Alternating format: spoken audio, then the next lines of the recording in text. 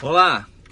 Ingerir o que não deveria talvez faça mais mal do que deixar de ingerir o que deveria.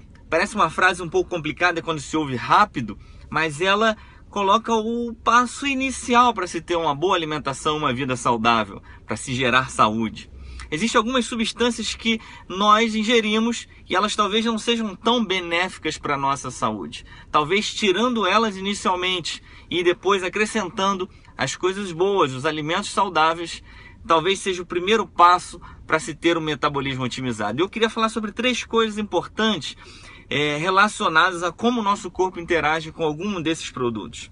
Um é a alergia alimentar, depois a hipersensibilidade alimentar e a intolerância alimentar. A alergia alimentar é aquele nosso amigo que ingere um camarão e começa a ter uma coceira, ficar com rubor, vermelhidão. Isso é uma reação imunológica mediada por IgE. Isso é alergia alimentar. A pessoa não pode ter contato com esse tipo de alimento. O outro ponto é a hipersensibilidade alimentar, muito comum relacionado ao glúten. Estima-se que a população hoje em geral tenha em torno de 80% da população tenha essa hipersensibilidade ao glúten, que é muito pouco detectável, porque não é imediata como na alergia alimentar. Ela é promovida com o tempo. Muitas vezes ingerimos o glúten numa sexta-feira, numa pizza, numa roda de amigos, e vamos ter alguns sintomas no segunda ou terça-feira. Isso está relacionado a uma hipersensibilidade ao glúten.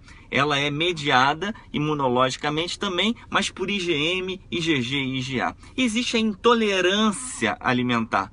Muitas vezes o leite, existe uma enzima chamada lactase, é a intolerância alimentar que está muito relacionada à deficiência dessas enzimas e que não consegue então converter a lactose do leite em galactose e glicose. E isso então gera alguns sintomas para a pessoa que ingere leite. Ou seja, muitas vezes precisamos perceber os malefícios de alguns alimentos individualmente, não estou falando que isso é para todos, e retirá-los da nossa dia a dia e ao mesmo tempo introduzir o que pode ser benéfico para o seu metabolismo.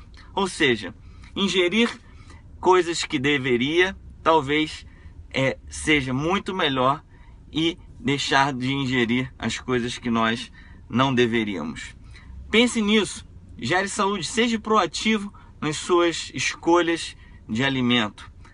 Seja uma geração de saúde.